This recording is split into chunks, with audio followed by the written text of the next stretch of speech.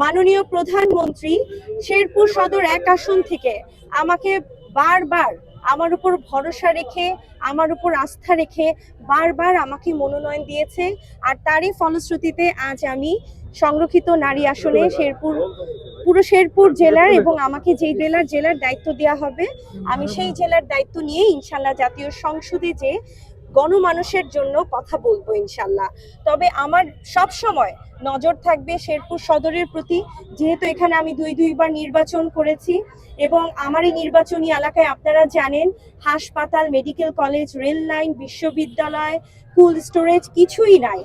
Even আমার এই শেরপুরের চরাঞ্চলে বহু কাঁচা রাস্তা আছে যেগুলো পাকা করার কোনো সুযোগ কখনোই কেউ করেনি, এবং আমার এখানে অনেক জায়গা আছে যেখানে ব্রিজের প্রয়োজন, অনেক জায়গা আছে যেখানে আমার শেরপুর সদরের উন্নয়ন না হওয়ার কারণে বাচ্চারা, শিশুরা এবং বয়োবৃদ্ধ মানুষরা হাসপাতাল পর্যন্ত যেতে পারে না।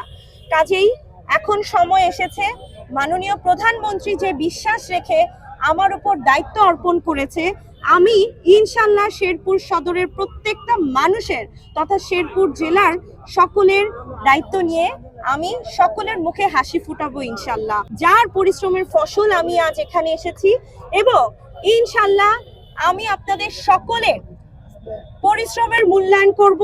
আমি এটি আজকে আমার মূল কথা থাকবে, এবং আমি আজকে আমার শেরপুরের মাটিতে দাঁড়িয়ে শপথ করছি শেরপুর সদরের উন্নয়ন ইনশাল্লাহ ডাক্তার প্রিয়াঙ্কার হাত ধরেই হবে।